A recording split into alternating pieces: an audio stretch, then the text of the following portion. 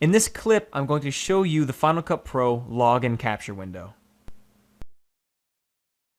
Now we'll begin the process of logging and capturing footage. So go up to File and come on down to Log and Capture. Okay, now you get an error. Okay, the reason I showed this to you is because you might get this sometimes. Basically, this is telling you there's nothing hooked up that Final Cut Pro can read. Click OK. Now, my camera's not turned on. That's why that came up. So go ahead, and if you haven't done so already, hook up your camera if you have one, and then turn it on. But now you want to turn it on to the VTR/VCR mode. You don't want it on record mode. Okay, because you want to view footage already on there, not record. You can do that, but we're not going to do that right now. So now you've turned it on. Okay, you'll still notice that it's not working yet. So you go ahead and close it. You go up to View now, and then take that all the way down to Refresh AV Devices. Anytime in Final Cut Pro that the program's already open, and then you plug in a camera and turn it on, you have to go to View, Refresh, and it'll read the camera. Now let's go back to File and Log and Capture. There, came up with no errors. Now if you notice at the bottom of it here, you have VTR OK. Before it said no communication.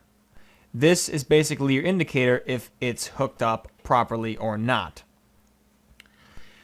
Now, if you do have some sort of device that doesn't use timecode, like if you're trying to hook up a VCR, you're going to want to come to, if you see these tabs up here, you're going to want to go to Capture Settings.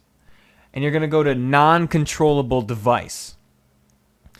And what that does basically tells it that I'm going to capture in footage, but I can't control it with timecode. So again, it'll say no communication, but that's okay.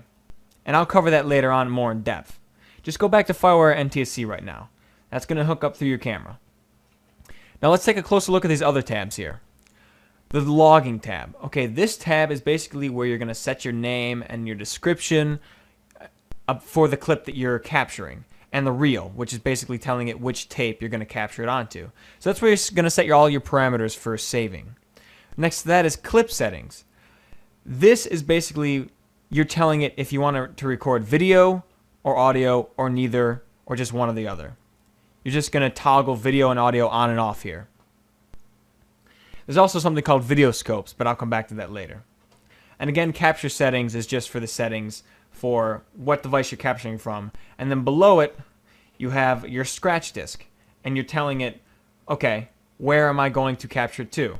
This is the same preference that we set up before. So just go ahead and cancel that out.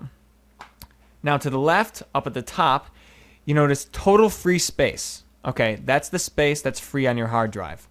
And then to the right of that is a translation of how many minutes of digital video you can capture. And that's 124 minutes. Obviously, the more space, the more minutes you can capture. Now at the bottom, you'll see the controls here. These are the shuttle controls.